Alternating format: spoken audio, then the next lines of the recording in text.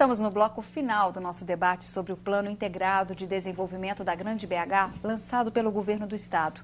Segundo o governador Antônio Anastasia, o plano é uma nova realidade para o cidadão da região metropolitana da capital, ao proporcionar mais qualidade de vida com a prestação de melhores serviços públicos. O plano trabalha as diretrizes para o desenvolvimento sustentável e integrado de 34 municípios e foi elaborado por uma equipe de 180 especialistas de diversas áreas. Eles apontaram parâmetros para políticas públicas de médio e longo prazos. Bom, dando continuidade ao nosso debate, agora, cumprindo uma promessa do segundo bloco, dando a palavra aos deputados de cá sobre como tirar esse plano do papel? De onde vai sair o dinheiro, deputado Anselmo? Nós temos duas coisas. Primeiro, é a operação disso também. A legislação já determina que você tem uma Assembleia Metropolitana, você tem um Conselho Deliberativo, que vão cuidar dessa questão de dar as diretrizes, as ideias, de coordenar esse processo. E a Agência Metropolitana que vamos chamar assim, executora deste plano. Então, do ponto de vista de quem comanda, a lei já determina. Há uma falha que eu compreendo no Conselho Deliberativo e até propus um projeto de lei, porque os vereadores da região metropolitana não participam desse conselho.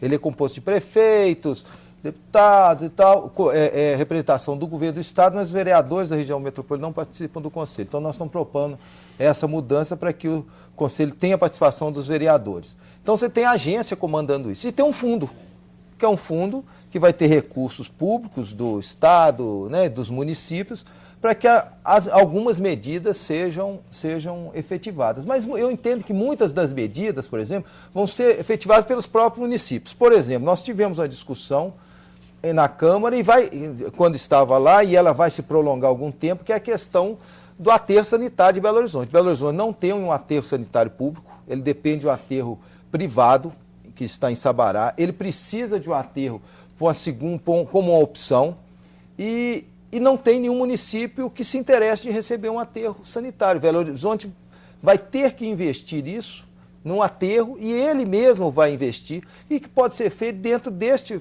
planejamento, que é um ponto que nós vamos ter grandes problemas. A destinação do nosso resíduo sólido.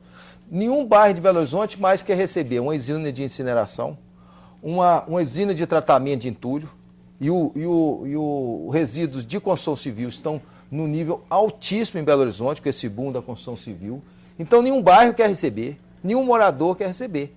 E isso vai ser um problema que vai ter que ser resolvido, e às vezes é resolvido com a iniciativa privada, então às vezes você não precisa de recurso público, às vezes vai ser do município que tem mais necessidade, que é aquilo que o Carlinho falou. Às vezes Belo Horizonte vai ter que dar um passo a mais, vai ter que se posicionar melhor dentro disso, inclusive porque é um município maior, que tem mais condições, né, financeiras. Então, abrindo mão de alguma coisa para também conseguir outra. Conseguir outras coisas, porque nós estamos, próximo da situação crítica na nossa questão dos resíduos em Belo Horizonte. Nós temos um aproveitamento de reciclagem baixíssima, nós precisamos de ter mais esse trabalho de reciclar e é muito baixo em Belo Horizonte. Então, nós precisamos de muito aterro em Belo Horizonte. E ao mesmo tempo que o lixo, todo mundo sabe, o nosso lixo é um dos lixos mais ricos do mundo.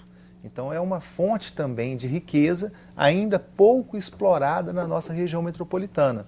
Então, aquele conceito de lixão que assusta a população das cidades, hoje ele não é mais a realidade dos municípios que estão trabalhando com novas tecnologias para o tratamento dos resíduos sólidos. É necessário também evoluirmos nessa área, até para que as pessoas, os outros municípios, percebam que é uma oportunidade hoje trabalhar a reciclagem, o reaproveitamento de resíduos sólidos. O fundo metropolitano, que o Anselmo colocou, que certamente é a solução para resolver vários problemas, ele já tem aí alguns exemplos. Por exemplo, de aplicação em Neves, o município de Belo Horizonte, em parceria com o município de Ribeirão das Neves, com a intermediação da agência metropolitana, está destinando, o município de Belo Horizonte destina recurso para o fundo, de maneira que ela seja aplicada como adicional no programa Minha Casa Minha Vida, para gerar habitação de interesse social no município de Neves. Isso é do interesse de Belo Horizonte. Então, Belo Horizonte pode utilizar esse mecanismo para investir recursos em outro município, o que antes não era possível. Nós temos a situação da divisa com Sabará. bairro Castanheiras, que é um prolongamento, na verdade, é uma extensão do aglomerado Taquaril, que acabou invadindo o município de Sabará. Problema social de proporções significativas. A solução caminha também por esse lado. Belo Horizonte injeta recurso no fundo metropolitano, de maneiras que esse recurso possa ser aplicado em outro município. Então, algumas soluções começam a surgir, mas dependem realmente de parcerias e ainda acontece de maneira tímida, isolada. Por isso que eu reafirmo e insisto, a questão do planejamento. Uma vez que você tem um planejamento amplo, inclusive estipulando, prioridades de investimento em cada uma das áreas, aí você tem uma aplicação mais efetiva. Todo mundo, todo cidadão sabe que custa muito mais caro você construir uma casa com os puxadinhos.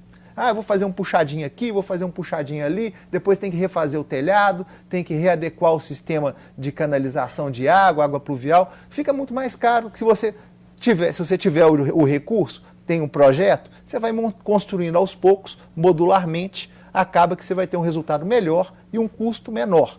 Planejamento metropolitano é da mesma forma. Sim. E nós temos, inclusive, até antes de você, estou vendo que você vai passar a palavra, mas Belo Horizonte e algumas cidades da região metropolitana têm uma experiência que é do orçamento participativo, que é uma forma muito interessante de você trabalhar essa questão metropolitana. Agora Belo Horizonte está vindo com a gestão por compartilhada, que é um outro modelo de planejar Belo Horizonte para 20 anos à frente.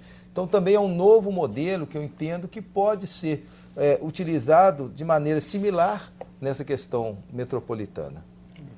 A fonte de financiamento, além do fundo metropolitano, que sem dúvida nenhuma tem um caráter estratégico, e que precisa ser aportado recursos, é preciso ser capitalizado, com a dimensão ano após ano maior, esse fundo metropolitano, mas tem também a otimização dos recursos já aplicados pelos entes federados, os recursos que o governo federal aplica na metropolitana, que o governo do estado e que os municípios separadamente, quando eles aplicados em comum acordo, dentro de um planejamento previamente estabelecido, você tem um custo operacional menor, você tem uma velocidade da execução da obra maior e dessas aplicações você tem, inclusive, a geração de uma renda nova, de um recurso novo, de um desenvolvimento novo. Então, essa aplicação conjunta dos recursos promove essa otimização desses recursos. Vamos pegar, por exemplo, o exemplo da expansão do metrô. A expansão do metrô vai ter dinheiro do governo federal, vai ter a participação também do município de Betim e de Contagem e da iniciativa privada e o governo do estado. Então, você faz uma parceria, óbvio que a grande parte dos recursos é do governo federal, mas aportado um pouco mais esses recursos, você cria as condições de financiamento mais adequadas para que a aplicação do recurso tenha resultados mais efetivos. E acho também que um outro aspecto importante, quando você trata desses desequilíbrios entre os municípios e as chamadas vocações que cada um tem, você pega, por exemplo, hoje o território do município de Belo Horizonte, que é um território pequeno e já sem espaço. Então, você tem probabilidade de expandir para o entorno. Você tem como expandir para Contagem, para Nova Lima, mas você precisa ter a política compensatória. Então, quando, por exemplo, você pega a cidade de Contagem e lá você faz a expansão da habitação tanto a popular como a habitação para quem ganha mais de 3 salários mínimos, como hoje vem ocorrendo lá com grande dinamismo, os prédios para classe média abaixo, você precisa haver a contrapartida do serviço público, da oferta de escola, da oferta de transporte público. Quando você trata, por exemplo, a questão da destinação e tratamento do lixo urbano, né? Quem vai receber isso? É preciso ter uma compensação. Quando você trata, por exemplo, o problema dos presídios, Neves, Nova Contagem, né? Você precisa, a região metropolitana como um todo, pensar como fazer a compensação disso. Quando você trata, por exemplo, a questão do fornecimento de água potável, você pega o grande reservatório, a grande caixa d'água da região metropolitana, que está lá no nosso município, que está lá em Contagem, e qual a contrapartida que o município de Contagem tem para garantir o abastecimento de água de Belo Horizonte e das cidades do entorno. Então, o planejamento pressupõe, porque também não adianta só você vamos levar para lá os problemas, e se não houver uma política de compensação, você não consegue ter um desenvolvimento harmônico. Eu estou ouvindo os senhores falarem, né, com propriedade, conhecem bem o planejamento da região metropolitana, e vou fazer uma pergunta que talvez o pessoal de casa esteja fazendo. Não é muito utópico esse plano, não? A gente pode realmente sonhar com uma região melhor, com tudo funcionando, menos trânsito, melhor qualidade de vida? Eu queria ponderar um pouco sobre o seguinte. Há muito pouco tempo atrás, era muito comum a gente ouvir as pessoas criticando o país.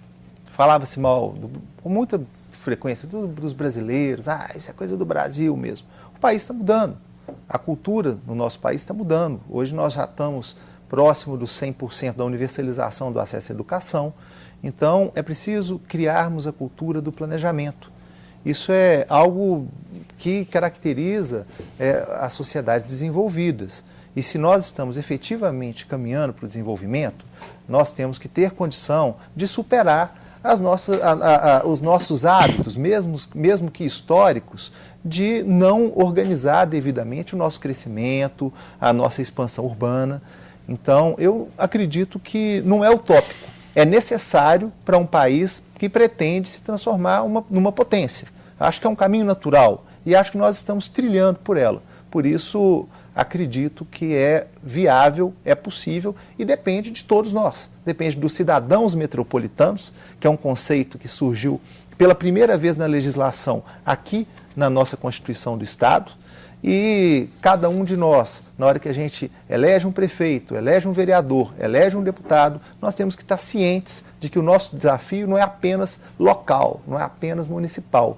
Ele é pelo menos metropolitano, mas nós temos que pensar que a nossa metrópole também faz parte de um estado, de um país que pretende crescer cada vez mais. Temos que mudar essa cultura. Não é utópico, não. E o Brasil, toda vez que tem posto o desafio para ele, o Brasil tem mostrado uma capacidade de dar conta dos desafios. O Brasil hoje tem se destacado nos cenários das nações e nós achamos que aqui também em Minas, na região metropolitana, nós temos plenas condições de fazer e fazer bem feito.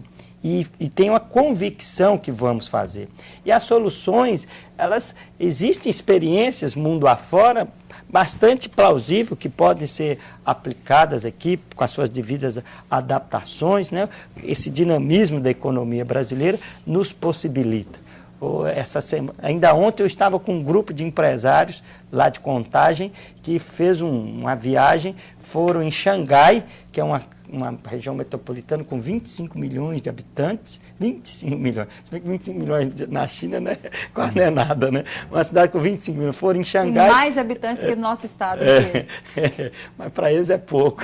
E foram em Seul, na Coreia do Sul, né, e eles voltaram assim muito impressionados com mecanismos que eles lá encontraram do ponto de vista do transporte público, do transporte de carga, da questão da lei do silêncio, como expandir as avenidas sem prejudicar, por exemplo, o barulho. Todas as avenidas lá tem forro acústico para não atrapalhar os prédios. E com isso, será que a gente pode sonhar? Então, quer dizer, existem uma série de mecanismos, se eles dão conta, nós também podemos dar conta. Agora, para isso, sem dúvida nenhuma, nós retomamos o fio da meada, o fio da história, que é o bom hábito do planejamento. Sem planejamento não há solução. Nós tínhamos perdido isso na história. E estamos retomando com capacidade, com competência, com compromisso.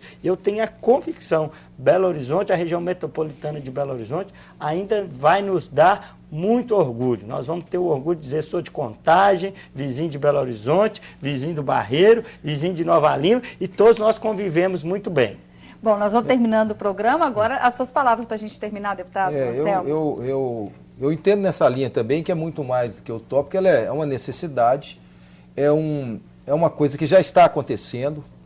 Nós conhecemos um pouco as pessoas que hoje estão trabalhando essa questão metropolitana, a Secretaria Extraordinária, o secretário, o diretor da agência metropolitana, e entendo que eles têm hoje uma equipe, têm um grupo que estão pensando, que estão trabalhando e que já existem medidas que estão sendo implementadas. Então, ela já é uma realidade, ela não é apenas um sonho, ela está embrionária, está em alguns lugares, mas ela vai prolongar. Então, acho que hoje nós temos equipe, o recurso é o que o Brasil sempre tem dificuldade, é onde que eu acho que às vezes vai emperrar uma coisa ou outra no recurso. De onde vai vir esse recurso, onde vai captar, mas hoje nós estamos com o Estado em boas condições de captar, a maior parte dos municípios da região metropolitana também estão equilibrados do ponto de vista financeiro, podem captar também, então acho que nós vamos ter boas perspectivas, sem iludir de que nós vamos ter um trânsito muito melhor, porque nós nunca vamos conseguir construir vias tão rápidas quanto aumenta o número de veículos nas vias públicas. Um metrô que nós estamos esperando, ansiosos, mas ele não é um transporte que vai vir com rapidez. Eu não acredito assim que com 3 anos, 4 anos nós vamos ter um metrô até o Barreiro, mesmo com a linha já pronta. Né? Então, é mesmo assim, até se construir projetos, se construir trens, se terminar a infraestrutura, nós temos algum tempo ainda. Então, nós vamos estar sempre correndo atrás. Infelizmente, o poder público corre muito atrás das dificuldades, elas estão sempre muito à nossa frente, principalmente nessa área da mobilidade, do transporte, né? Então, nós vamos ter algumas dificuldades, mas já vamos melhorar várias outras coisas. Bom, nosso tempo chegou ao fim. Agradeço ao senhor deputado Anselmo José Domingos, deputado Carlinhos Moura, deputado Paulo Lamaque, a você também de casa, o nosso obrigado. Confira na internet os horários de reprise deste programa e a gente se encontra de novo na semana que vem. Até lá.